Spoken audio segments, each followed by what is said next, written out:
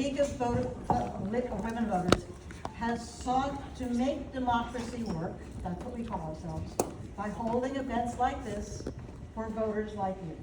So you can hear and observe candidates talking to each other on issues that you ask them about. That's what we're going to be doing. So we ask all candidates to agree to the debate procedures, and by being here tonight, you as audience members have also agreed to them. We posted them on the doors, but I'm also about to read them.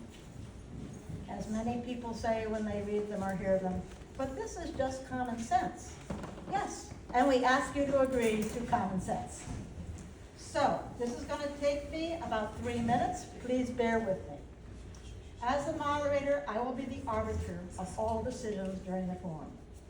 The League believes the responsibility from, let me read the procedures, okay.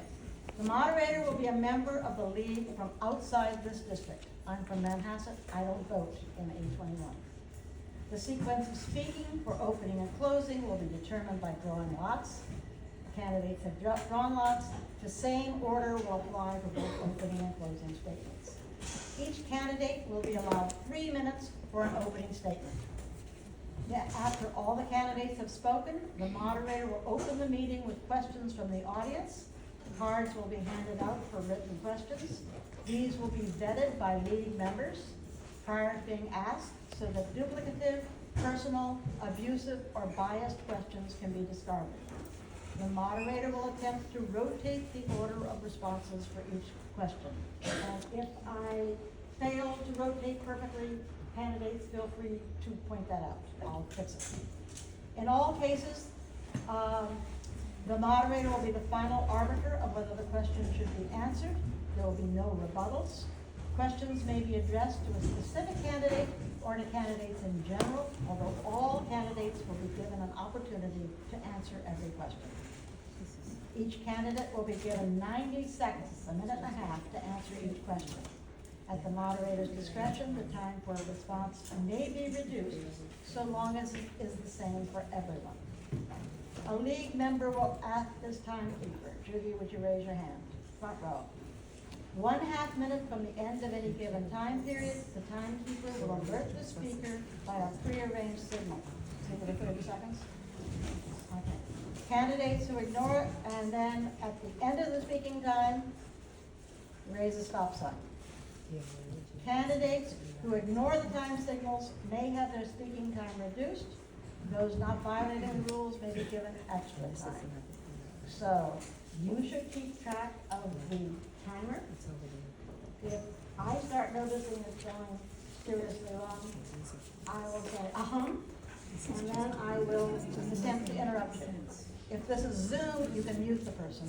Can't do that here. We depend on people showing that they care about rules. Candidates will have 2 minutes for a closing statement. Same thing as opening statements, 30 seconds and stop. Since the purpose of the meeting is to determine the candidate's views, no substitute for the physical presence of the candidate at in-person events will be allowed should a candidate be unable to attend. We have both candidates. Congratulations. Thank you. No written or recorded statement may be provided in lieu of active participation, and forums require participation of 2 or more candidates for each contested seat. The use of props, charts, or visuals, and the display of campaign collateral or apparel is prohibited. And you notice both of them are dressed in mufti, meaning you can't tell which side they're on. In accordance with League policy, the League owns the content of its forums. Audio or video recording by authorized members of the media will be permitted only if agreed to all candidates present, and the League maintains the right to record the forum and publish it on League-controlled electronic pages. Hence the video recording there, which we will post on our League YouTube channel at LWV, for League of Women Voters, of PWM, Fort Washington, Manhasset. So it's LWV of PWM.org YouTube, you'll get us. So, those are the rules. Candidates have agreed to them. And we also have a few expectations for the audience. Please be sure your cell phones are turned off or silenced, and please don't block the doors or camera. Your purpose is to hear from the candidates, so let's focus on their voices, not yours. Please remain seated and silent during the Q&A unless you are writing or submitting a question to up here. As moderator, I will stop the forum if audience interrupts, because interruptions reduce the time for candidates. And if you allow a few interruptions, what happens? You start getting constant interruptions. So we silence interruptions from the start. It's like a strict mommy. To repeat, league policy permits only authorized recordings. Taking clips or segments is not authorized. We will get it up on our YouTube channel as fast as possible. And any audience member who violates this form or who just disrupts the form may be asked later. So we are about to take opening statements. Mr. Curran will go first. Ms. Griffin will go second in both instances. And now I'm going to ask the audience to applaud briefly after each opening statement. And I would like everybody to applaud each of the statements because you are glad that both of them are here, right? Okay. So, Mr. Curran, please start. Thank you. And thank you for everybody for coming here tonight. Thank you to Judy for also agreeing to this debate. Let me, I know a lot of you know who I am, but just for those who do not know who I am, I was born in Lynbrook to a big Irish family. I became mayor of the village of Lynbrook in 2007, was its mayor up until 2010 when we decided to run for the assembly. We represented this district, which was the 14th back then, up until 2018 when the voters politely asked me to take a vacation, which I did. And congratulations to Judy, she had a great evening that night. But just so, for those of you who don't know who I am, I like to tell this little story about 2018 and the night of the election, just so you know how I feel about being an elected official. That evening, after the votes started coming in and we realized that it wasn't going to be a good night for us, my family, which I am so lucky to have and are incredible, my wife, Rosemary, of 27 years, and my 4 kids who are incredible. I know everybody thinks their kids are incredible, and that's great, but I know my kids are incredible.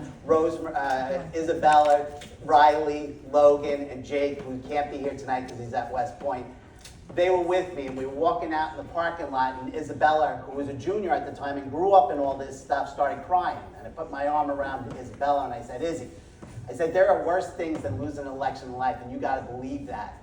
And she said, Dad, you're so wrong. These are tears of joy. I never have to walk another piece of literature for you, lick another piece of envelope, or make another phone call. And she was right. And that's why it was good, because think about it. That evening, I was good with what I accomplished. It was good. Listen, I'm a kid from an Irish immigrant who drove a bus his entire life. I was the mayor of the town that I grew up in. I was one of 150 people that got lucky enough to represent his community up in the state legislature. And I was good. That's a thing that a movie's made out of. But fast forward 4 years ago, and the Republicans come up and they asked me to run again.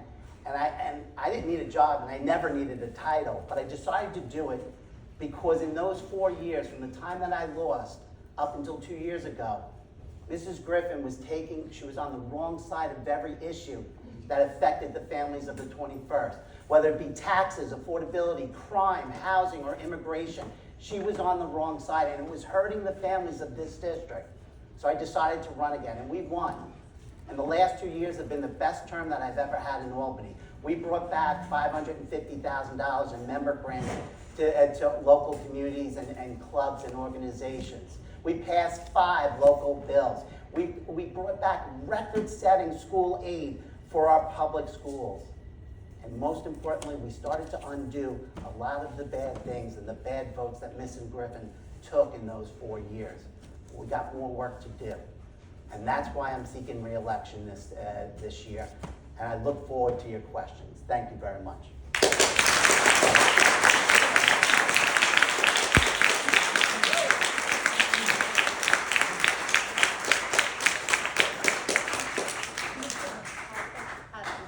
Good evening, everyone. Thank you all for being here. Thank you, League of Women Voters, for moderating this forum, and specifically thank you, Judy, for being our moderator tonight. I am, for those of you who don't know, I'm former Assemblywoman Judy Griffin. I was born and raised on Long Island, and I've always lived on the South Shore. And I do love the suburb, like I'm sure most of you do also. I've always loved our gorgeous beaches, always lived on the South Shore. My family and I, when I was growing up, that was our thing, going to the beach. That was our thing. We had a cabana at Malibu with all my kids. A lot of my kids, they don't all live nearby, but I have my son Sean here and his girlfriend Erin, and my husband's here. But I have a daughter that lives in Savannah with her husband, and my granddaughter who's 2.5. And I also have another daughter that lives in Boston, and she just got married. And so I now have 2 son-in-laws as part of the family. And I have another son that lives in Long Beach who couldn't be here tonight.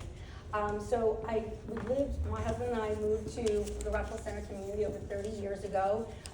Prior to that, we lived in Baldwin for a couple of years. And it was really a great community to raise our family in. And I have, so during my 2 terms in office, I was the strongest moderate suburban voice in the assembly. And it's important to know that because there's quite a lot of rhetoric that seems to come from my opponent. But I passed a lot of really good legislation that really helped the communities of AG 21. So to say that I didn't, I'll let that go for now, but one of the biggest things that people should realize is we have a bulletproof majority in the assembly. So it's vital to elect a majority member who can deliver critical resources over and over again. In 4 years, I delivered over $8 million. So I'm really happy that Brian delivered money because our district deserved it. So congratulations to you and Brian, because I am happy about that because I live here too, and that benefits me, my family, and the entire constituency of AG 21. But it is important to be able to be in the right room, be able to sway policy, and get initiatives into the budget. And in my experience, there hasn't been much that minority members, that's what they're called, can do. So one of the things I just wanted to mention is I work full-time, constantly putting the district first. I invested money to families. I made several tax cuts, middle-class tax cuts, and I'm proud to be endorsed by about 37 unions. That speaks to the relationships I garnered in 4 years, and that's important to the constituency here in AG 21. Thank you very much.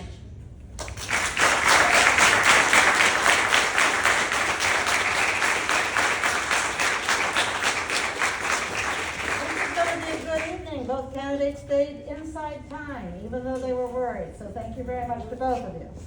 Okay, so the first question, having gone Mr. Curran, Ms. Griffin, the question goes Ms. Griffin, Mr. Curran.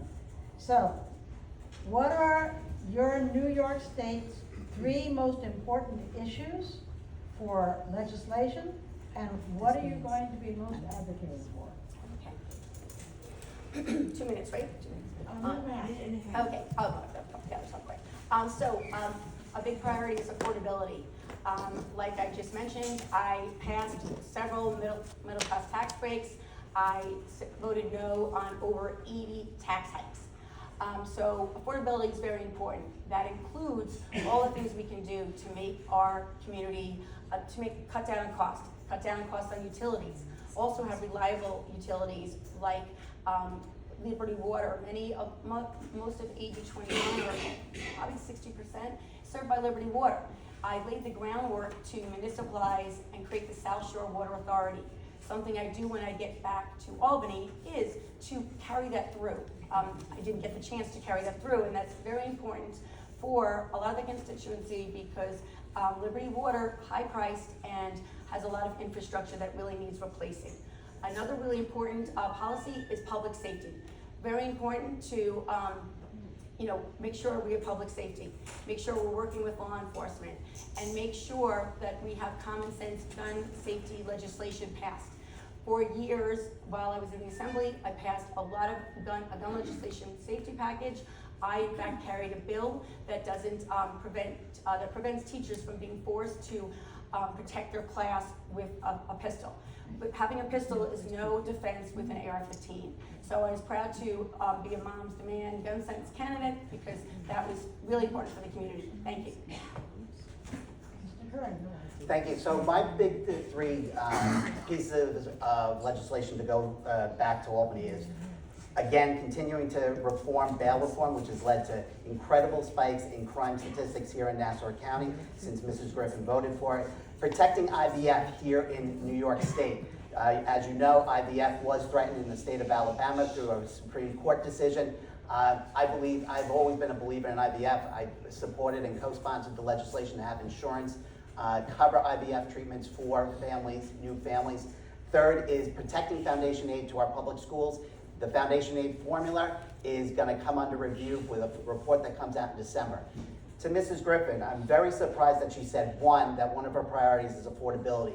In her time in the Assembly, she voted for what is called the Climate Leadership Act, which has directly related to your bills. Liberty Water, National Grid, PSNG, all seeking rate hikes in your bills going forward. They said it in their application. Because of the policies and requirements coming out of Albany that Mrs. Griffin voted for, they had to raise costs on you. Also, I'm very surprised that public safety is a concern of Mrs. Griffin's, given the fact that when she was there, she was one of the deciding votes for bail reform, and she always voted to raise the age. The two biggest pieces of legislation that law enforcement has credited with the rising crime here in Nassau County.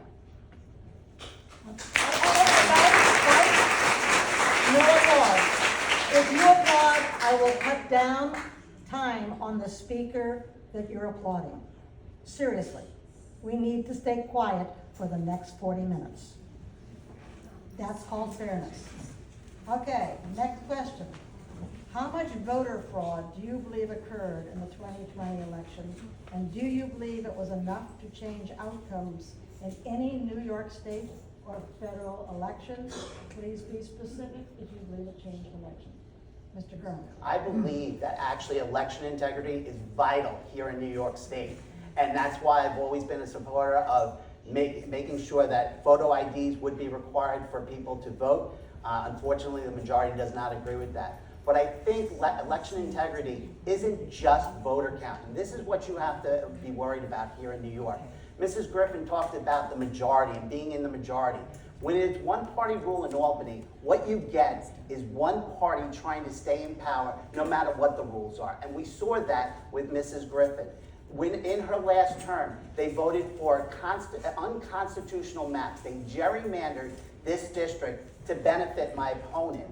And it was so bad that it went up to the appellate division of the state of New York, and 6 out of the 7 judges who were Democrats said that it was so bad that what the legislature was trying to do, that they kicked the maps out, and they redrew the maps, both the congressional, the Senate, and they requested that the assembly maps. That is what is at stake here. The majority is also trying to implement changes into the way that we hold elections here in New York State. In the last 2 years, we have seen early mail-in ballots, which is great, but with no verification that goes along with it. Also, there's no such thing as absentee ballots anymore, because the bottom line is absentees used to be that you required a reason why you can't get to the polls. The majority didn't like that. What they do now is no excuse absentee ballots. That all threatens the legitimacy of every election, and we have to be worried about it here in New York. Guys? Ms. Griffin. I will first start out, there's not enough time in this hour long to respond to the various attacks. I will just say, with little to no accomplishments after 10 years in office, my opponent continues to resort to appalling, disgusting attacks that aren't true on me. His campaign is doing everything Americans do not want their elected officials to do, and that is hurl outrageous, personal, slanderous attacks against their opponent. He did it in 22, and he's doing it again now. So let me be clear. I'm running again to get things done for our community, just like I did in my first 2 terms. And as far as the CLCPA, we have seen climate change throughout our country. And we just had 2 horrific hurricanes down south. These come fast, quick, and destroy. And what is our area going to be like if we're hit? So it's very important that we work on Climate Change and Protection Act initiatives. And utilities are always raising rates. Of course, they might like an excuse like the Climate Change and Protection Act, but what is the alternative? Is it to do nothing and let Long Beach flood again? Is it to let Freeport and Baldwin flood and areas in Oceanside that are subject to flooding? No, I don't think so. And another thing I want to say is the redistricting did not bring any benefit to me. The redistricting really relied on congressional districts and a little bit on Senate districts. On Long Island, they didn't do a great job with either. So thank you very much. Oh, and I don't believe there was any election fraud. Okay, question 3. What is your opinion of the current migrant crisis facing New York and New York City? How big a crisis is it? What would you propose to deal with the migrant problem, both financially and administratively? Are you in favor of New York being a sanctuary state?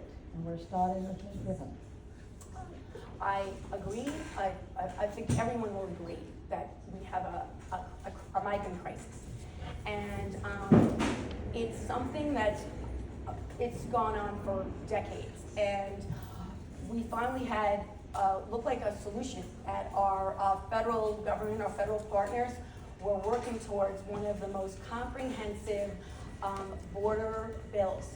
And it was authored by one of the most conservative members in Congress, and it was backed by, it was bipartisan. Democrats and Republicans, independents all wanted it. And it looked like it was going to go through. And why didn't it go through? Because there's a former president that didn't want it to go through because he thought it would be a win for Joe Biden.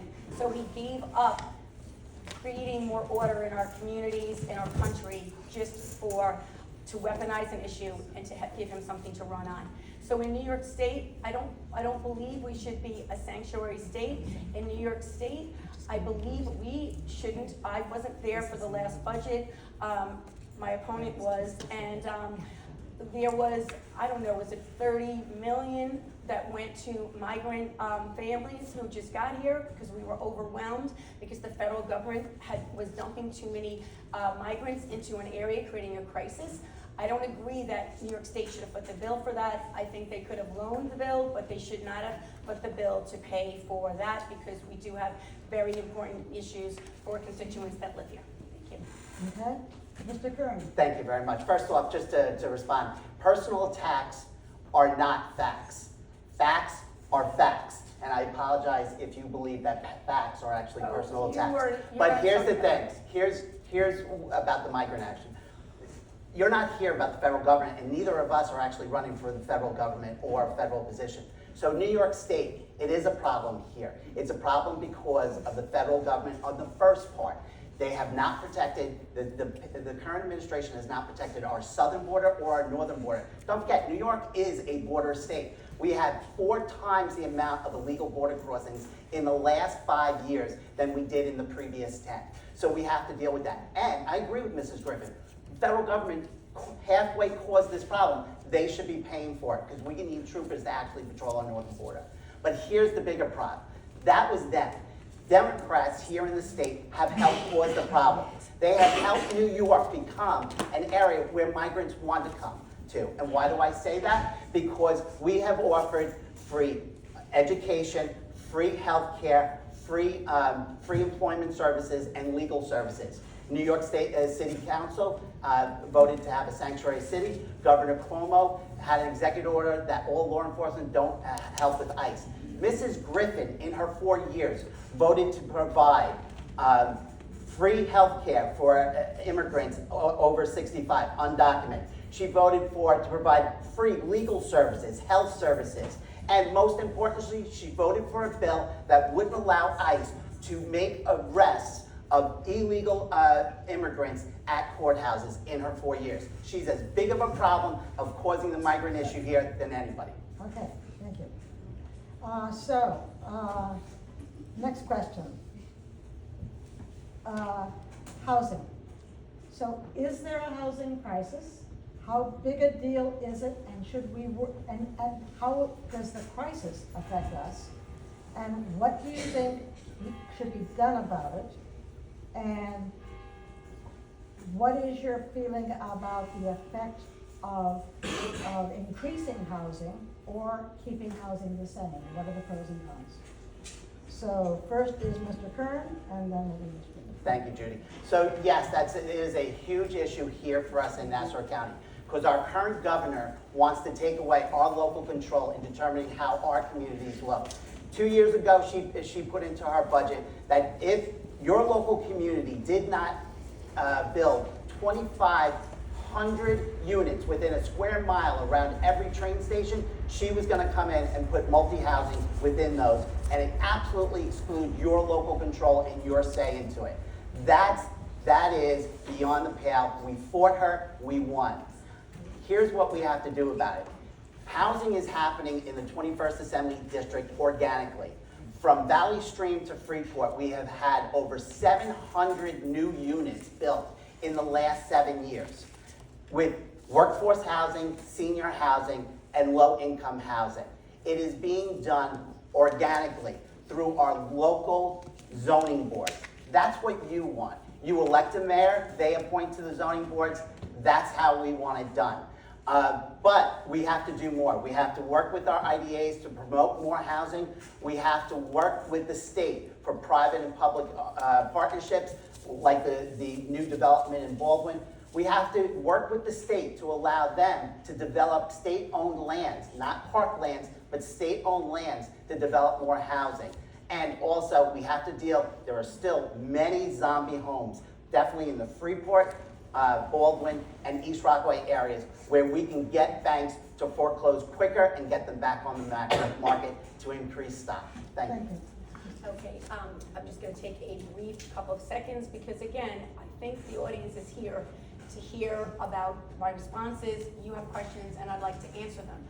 It's a little tough when someone keeps wanting to throw blame at you. So, yeah, the migrant crisis. Judy Griffin did not cause the migrant crisis. That is a bit ridiculous, to say the least. But moving on to affordability in Long Island, in Nassau County, and specifically in our district. There's so many people that have trouble paying their bills, ever affording a home. There's young couples who, like in their 20s, they thought, okay, we'll save, we'll buy a house in their 30s. And now they're in their late 30s and almost in their 40s, and the houses are so expensive.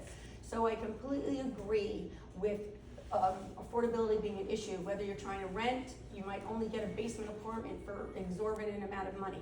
So whether you're trying to rent or you're trying to buy, it's too expensive. I oppose any mandates right from the start. And at the start, Governor Hochul, when I was in office in 2022, she put forth her first mandate. My moderate colleagues and I, and that's why you need moderate colleagues with a strong voice for the suburbs, because people listen to us. So we wrote a letter. The letter didn't really seem to get much anywhere. I had a meeting with her entire staff. I told them the problems with her mandate.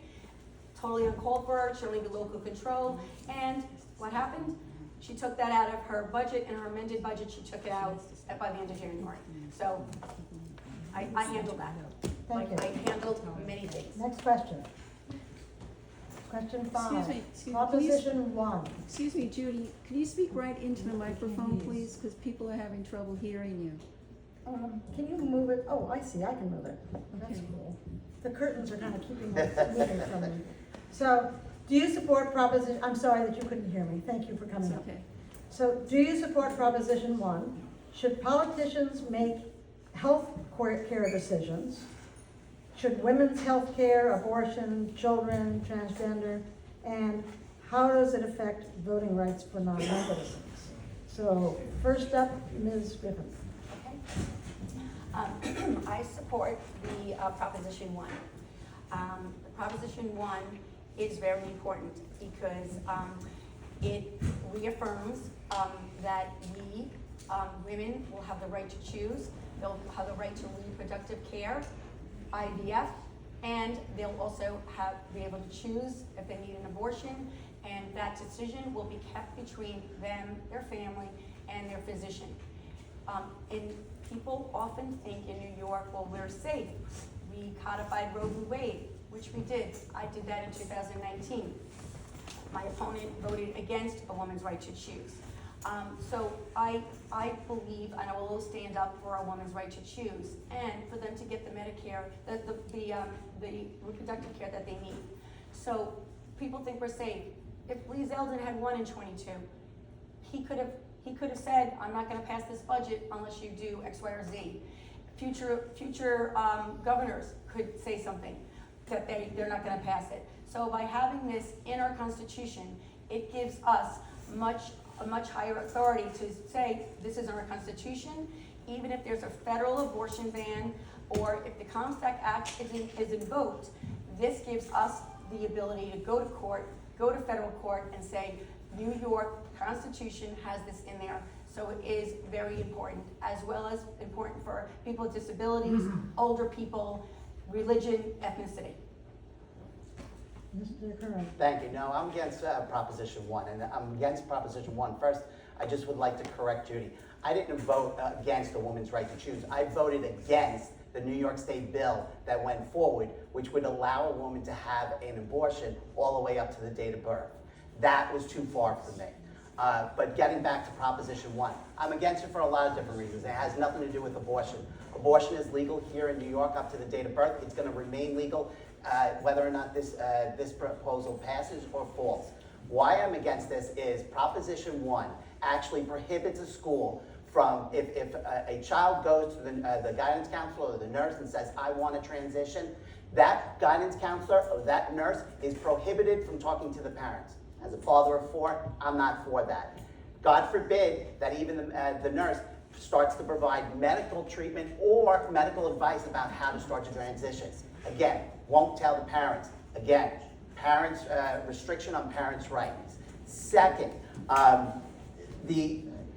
also, this would actually prohibit schools from putting in guidelines and procedures to prevent biological males from playing girl sports. My daughter Izzy played every sport she could in soccer, in school. I would hate to think that as she was running down the field at 110 pounds, she comes into physical contact with a biological boy of 150 pounds. That, again, that's not right. Here's the biggest part of Proposition 1 that you don't even know. Part B, because it's not even on the ballot. Part B, if a government or any agency sees any perceived discrimination, they can do whatever they want to correct that. Thank you, sorry.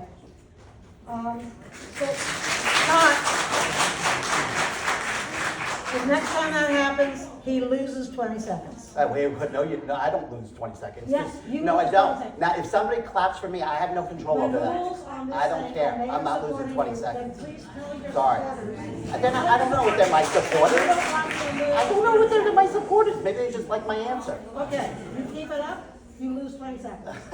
Try. What's your response then to that issue right now? Let's give her an opportunity to rebut. Okay, let me do it this way. Let's have a follow-up question. On Proposition 1, to what extent do you believe it reduces parental rights and why? What's in the proposition that would say that? And to what extent does it, I'm trying to think what the other point was. The other point is, Reverse will it change the New York standing on trans girls in sports?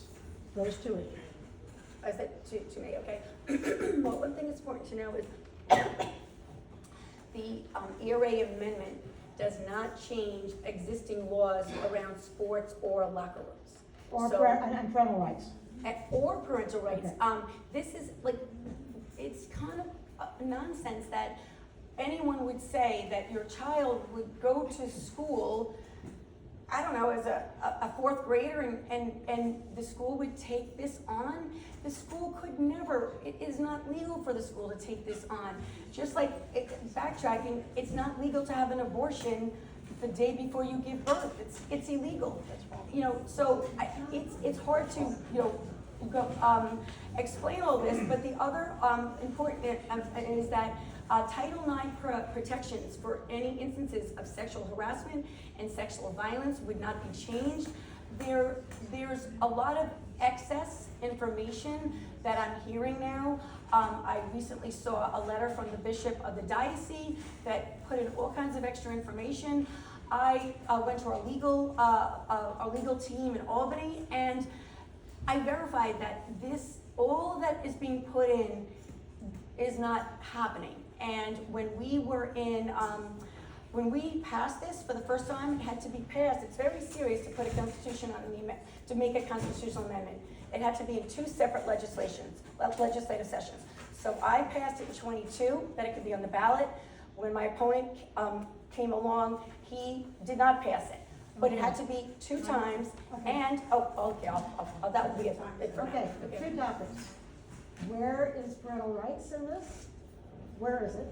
And how does it change New York State current law? Sure. So my opponent keeps saying that she voted for Roe versus Wade. The current law in New York State is not the codification of Roe versus Wade.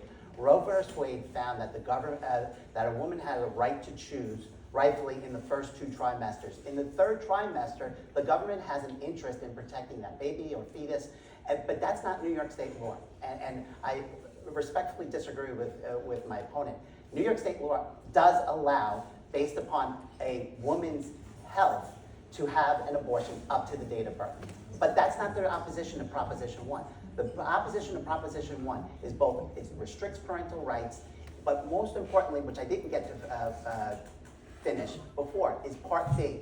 Part B, if a school district has a merit-based program that admits 20 people, and 15 of those 20 people are of Asian descent, then that school district can say they are populating over what their population is, representation within the community.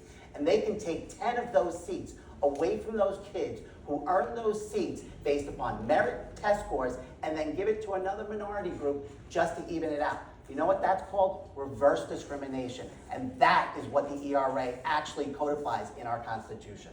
Okay, next question. And I would like it if you try to be responsive to the questions, both of you.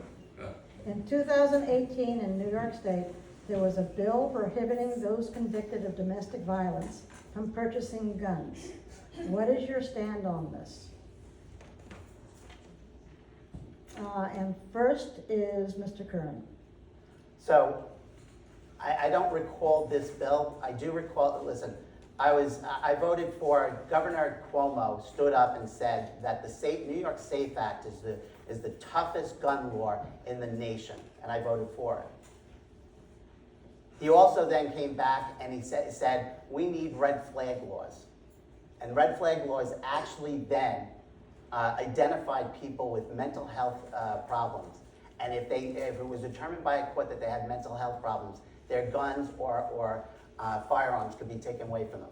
I was one of 2 Republicans that voted for that bill. I don't recall if that bill passed or not, but I believe, if I recall correctly, it was not a person convicted of domestic violence, but I believe it was they were taking away or seeking to take away if a charge was levied against them before a conviction was had. And you're saying you think you voted for it? No, I think I voted against it because it was before Okay, conviction. I just was unclear, so, okay, Ms. Griffin. Yes, well, I don't remember the exact date, but yes, you did vote against domestic abusers. You thought they should have a gun. When it came up for me, I voted no. Of course, someone who is a domestic abuser should not have a gun.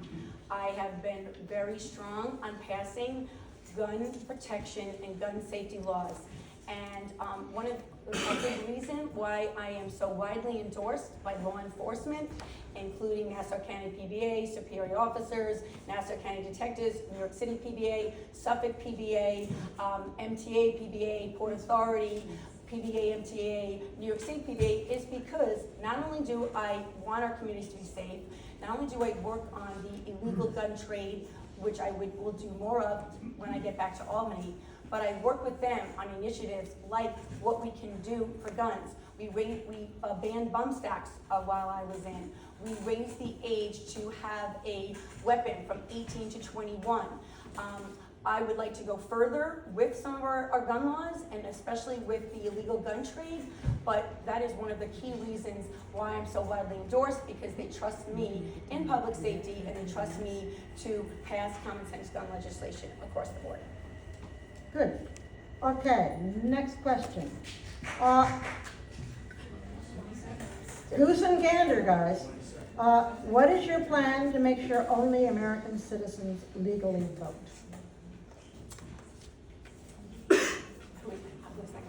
That's you. Yeah, very important. You should be a legal citizen to vote. And there is this, I don't know if people in the audience have heard of it, this Solidarity Center in Freeport. And the woman that runs that center dedicates so much of her time to providing education to immigrants, to give them the civic engagement, and it's a very comprehensive course. And those immigrants come out of that sometimes knowing much more than our own American citizens who already can vote. So these people take it very seriously, and I've met people, especially recently, who say, I'm so excited to vote, this is gonna be my first time voting. I met a man the other day, him and his wife, in front of their daughter, she's like, this is our first time voting. They're legal voters, they took the course, they got their citizenship, and they're voting.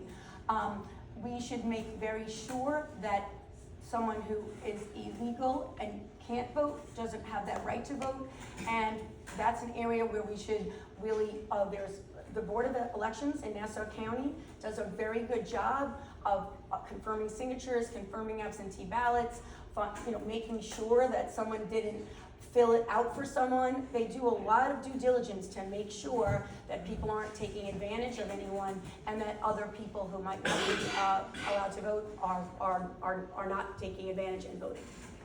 Mr. Curran. Thank you. So my opponent says she's widely endorsed by law enforcement. She is not endorsed by any village police department here in the 21st. Limbrook, Malvern, Freeport, Russell Center, and they didn't endorse her because she was so bad on criminal public safety, voting for bail reform, and as well as funding Raise the Age. Now to voting for illegals. The first thing that I'm going to do is I'm going to vote against Proposition 1, because Proposition 1 adds national origin into a protected category. With national origin being added, legal experts have issued opinions saying that there is the possibility that someone can now sue the state by saying, even if they're not a citizen, they have a federal right under the ERA to now vote. I don't know how that turns out, but you have seen countless news articles on that possible legal question. Also, clean up the voter rolls here in Nassau County. They are outdated and they have to be cleaned up. And also going back to my previous requirement of photo ID for everyone that comes to the polls. I think it's a very simple thing, since we require photo ID for libraries, driver's license, and to get on a plane. I think the very least we can do is make sure that our elections are safe. Okay, next.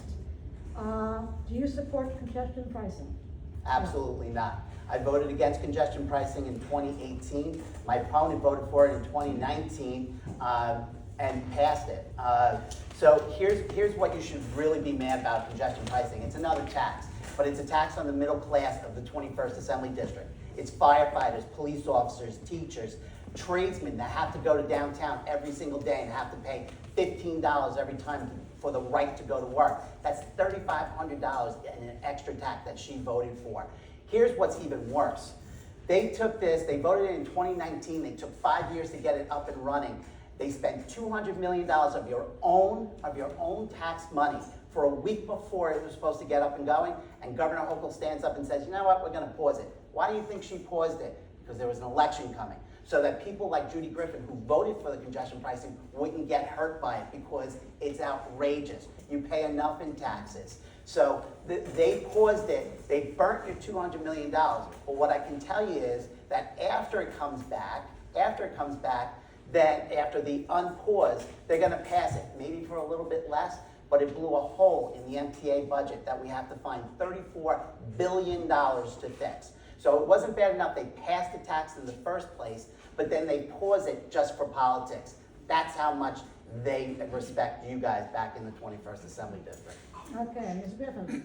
Okay, just to provide a couple of facts. 40,000 police officers, the unions that endorse me, 40,000 police officers. It's the major law enforcement of unions of our entire state. And they do a lot of work in Albany, and that is one of the reasons they support me, because they know what I get done in Albany. Raise the age, I did pass funding for Raise the Age, and you wanna know why? Because Raise the Age was voted on before I got there, but Raise the Age, if we don't fund it, it doesn't carry out the program. Raise the Age is supposed to take young people that commit crimes and get them out of the prison pipeline. So we passed I didn't, but it was passed before I got there. But when Raise the Age was passed, they didn't fund it properly. So I would always want to fund it, because I would like young kids who commit crimes not to enter the prison pipeline. I'd like to catch them in advance. So when they are caught with an illegal gun, we can do something before they actually use that illegal gun. And just refresh me on, what was the question? Congestion pricing. Congestion pricing, I'm so sorry.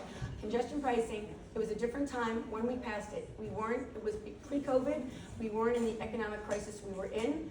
A very high percentage of commuters in 8021 do take the train. That congestion pricing was gonna give $1 million a year for Long Island Railroad prices. If you could just give me another 30 seconds. Nope. And in addition to that. Stop. Okay, Thanks. I got you. Thanks. Okay. Next question. Water and utility rates keep going higher and higher. What is your speculation about why this is happening, and what can the state do about it? You go first. Well, we do have the Public Service Commission, and the Public Service Commission, before utility can raise their rates, it has to go through the Public Service Commission.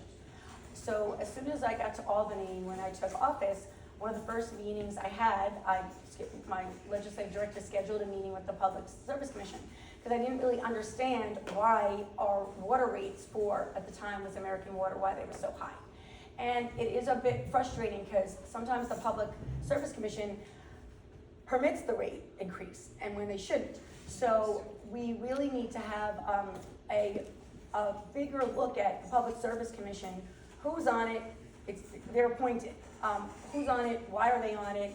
And do we need to get new people on it that can really be there to watch out and really be a watchdog for our utilities?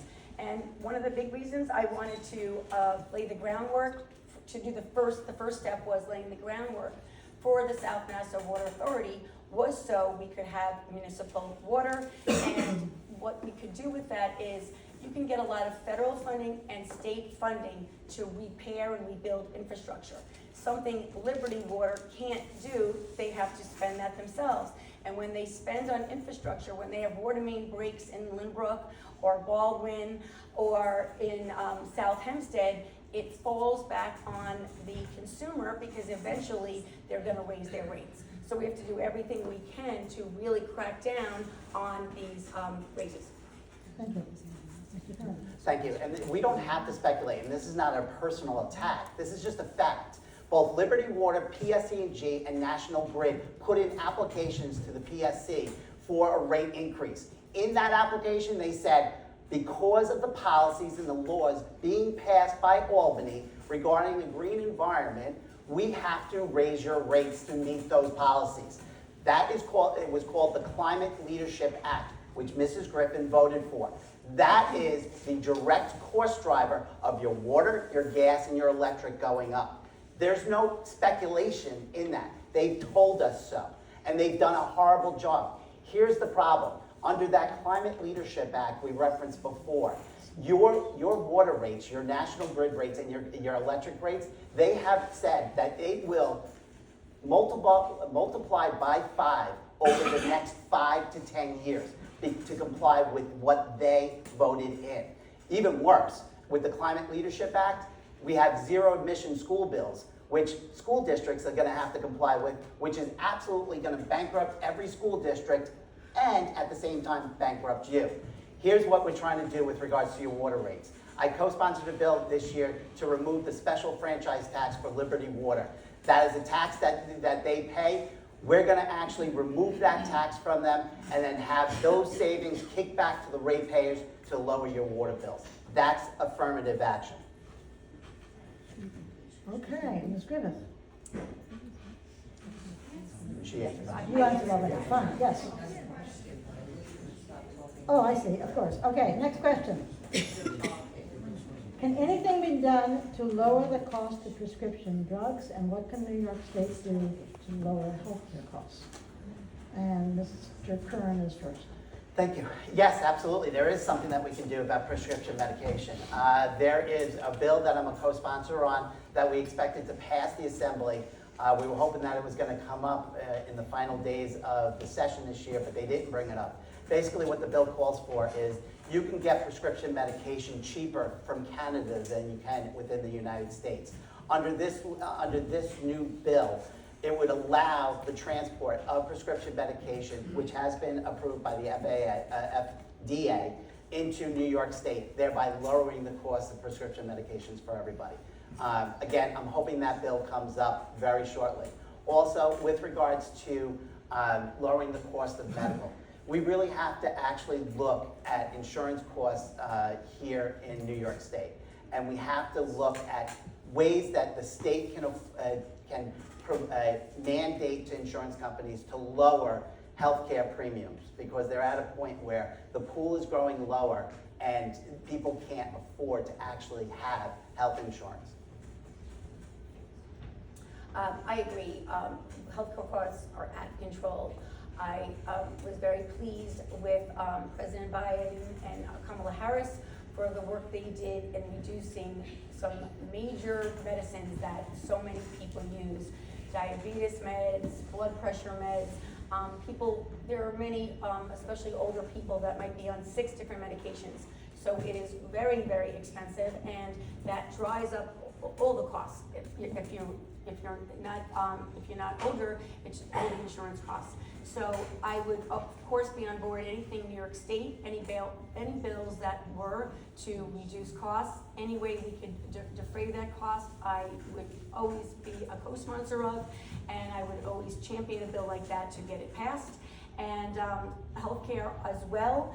You know, there's been a lot of different plans mentioned, but Healthcare for All is a huge, huge plan. But one of my majority colleagues had he had a bill that I co-sponsored, which it was to give like the bare minimum maintenance to people, that they could have like checkups, dental checkups, basic things that if they don't take care of those things, they can end up being really sick. And that wasn't going to be costly in the end. That would save a lot of money.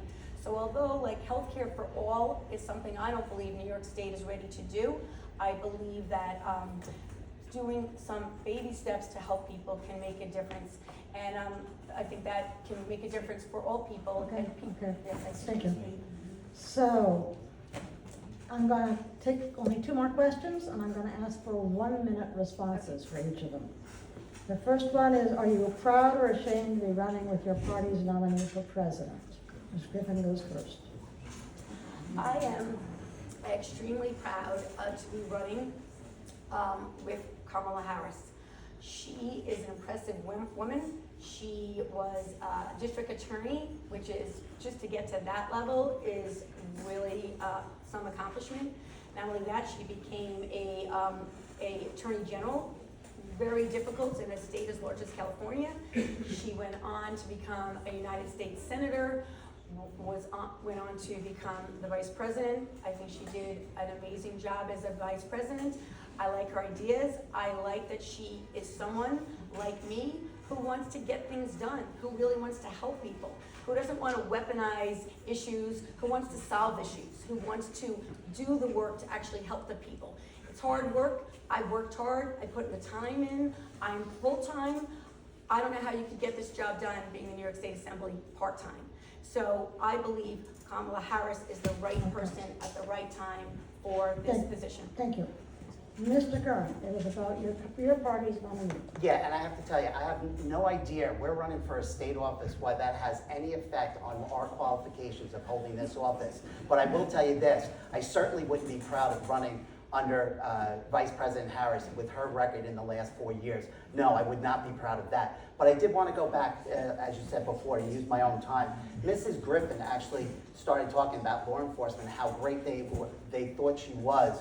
Here's a New York Post article that said the truth. 43% of people let go with no bail on serious charge in New York City were rearrested. The reform is a disaster. Here's the most important part. Here's a quote from Mrs. Griffin in City and State in January 13, 2020, where she says, I think a lot of communities on Long Island don't have a peace of mind because they just don't understand the bill. A lot of them are just reading what they read in the paper, or they're reading the sensational cases, or they're reading the fear-mongering. It's not fear-mongering. Crime has shot up here in Nassau County, and it has because of her vote. Okay. I did. Okay, guys.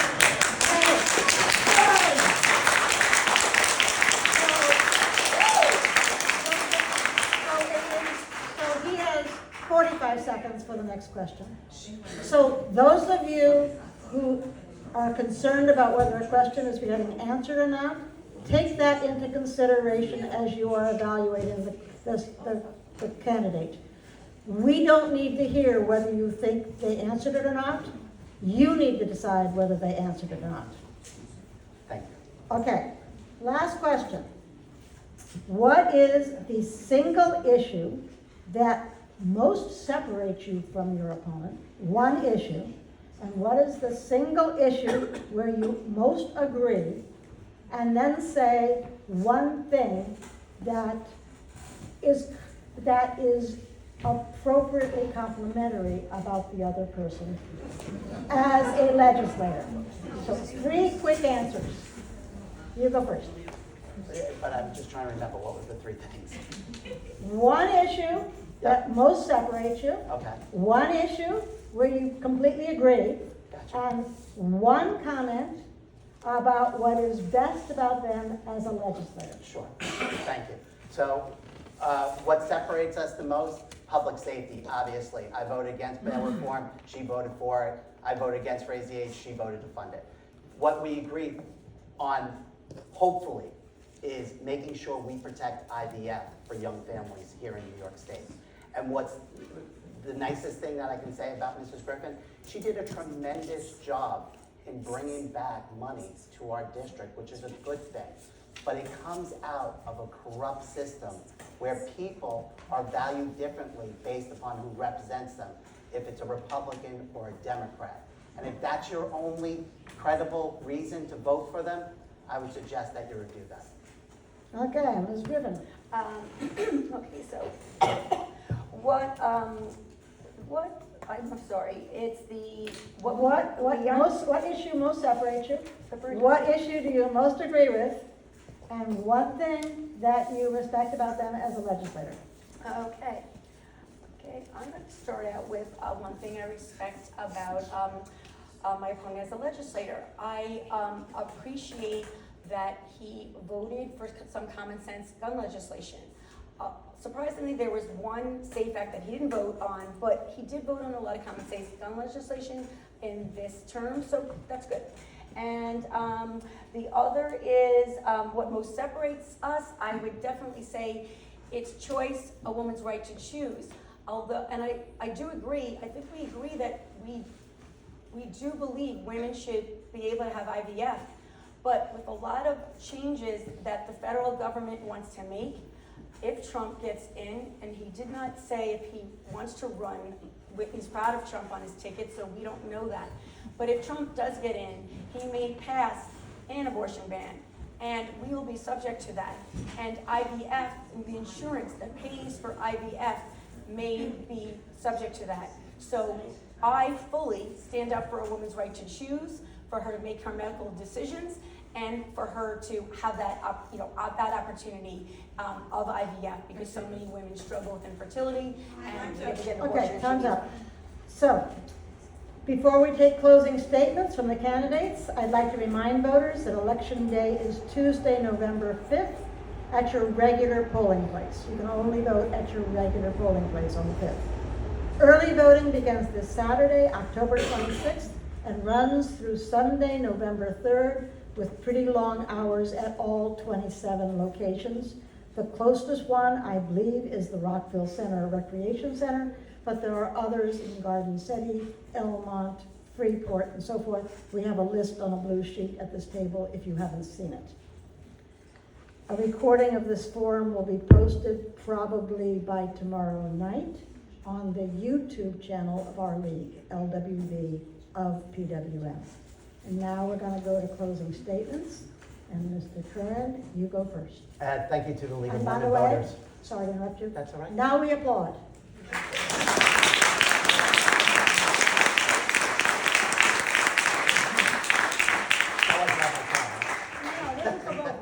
Now you get to go. Thank you. So thank you to the League of Women Voters for holding this. Let me just be succinct. In her 4 years in the Assembly, Mrs. Griffin was on the wrong side of just about every issue she voted for. Bail reform raised the age, which resulted in crime skyrocketing here in Nassau County. Congestion pricing and $18 billion in taxes that she voted for, that where your cost of living went up. She took vote after vote that attracted migrants to New York and helped cause the problem that we're seeing today. The fact of the matter is she tried this entire campaign to convince people that she's a moderate Democrat, but she's not. Her 4-year Assembly record shows that she voted 95% with Speaker Carl Hastie from the Bronx and other Albany progressives. And Herald article dated November 2nd, 2022 states, Judy Griffin remains devoted to her social reform agenda. You see, Mrs. Griffin may want you to forget her voting record, but you can't because it's hurting the families of this district. That's why I re-ran, that's why I'm running again. As a resident of the 21st Assembly District and a taxpayer, what I found most offensive is Mrs. Griffin stopped working for the residents of this district when she lost the last election, receiving a check for 2 months after that election. CBS News, Albany Channel 6 caught Mrs. Griffin failing to appear for Assembly hearings after Election Day, and she was excused from voting in a very important special session of the legislature in December of 2022. I have a problem with somebody asking to be brought back to a job that she quit on less than 2 years ago.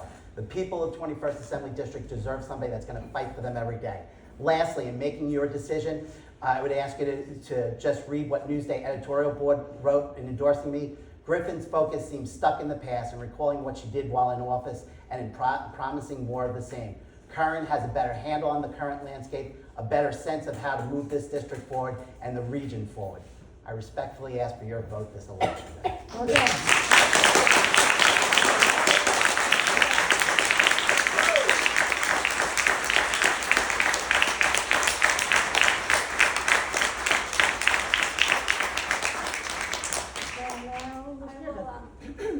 Start by clarifying some points. Newsday endorsed me for office 3 out of 4 times. 2 times, in fact, when I ran against my opponent. So this year, yeah, they went with the opponent. That's fine. But someone who is behind moving forward and someone who's moving backwards, how many times are we going to talk about bail reform? In 2019, we passed bail reform because we wanted justice and equality for all. Then, myself and other moderate colleagues, because there were some things that went too far, we did rollbacks rollbacks and repeals in 20 and in 22. While we did that, all of my opponent's colleagues didn't vote on that, didn't vote with us, because why? Because they just like having an issue to weaponize. So who's in the past, I would say it's my opponent who's always dragging up things that some of these things have been solved. There's a lot, he has the Post quoted, but you could quote the New York Times, and they have found that there has been less recidivism, there's been less violent crimes. So bail reform has done good. Early on, yeah, the voters on Long Island, the residents of Long Island did need to learn more about it, as did judges, and DAs need more resources, and judges need more training. The people in Nassau County needed to learn about it because sometimes they didn't know the whole, what it all was. It was a very complicated law. I spent time meeting with the DA's Association, meeting with police, law enforcement. I've talked to them about it, and I still have their trust. And yeah, I didn't get the villages. They don't screen Democrats. They just usually endorse their local incumbent, which is fine. Rockville Center endorsed me in 20 and 22. So the point is, I've always worked on public safety. It's been one of my priorities. I'm endorsed by 37 unions because in my 4 years in office, I spent so much time with unions, garnering the relationships, building relationships. Okay, Those finish the unions sentence. represent the constituents of AG 21. I ask for your vote because I move Thank you. forward and I want to take our district to a safer, kinder, more prosperous area. Thank you.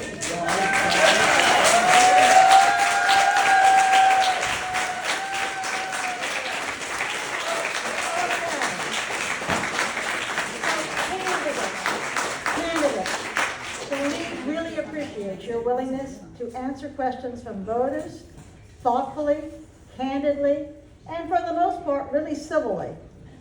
We salute your commitment to serving your fellow citizens by running to serve them in this office. Whichever of you wins, it's a big job, and the campaign clearly has you both working hard. So thank you. Thank you. And let me have one more thank you before you go. I want to thank you, the voters, the audience, because you came out tonight and you listened civilly, and that is what makes democracy work. Thank you.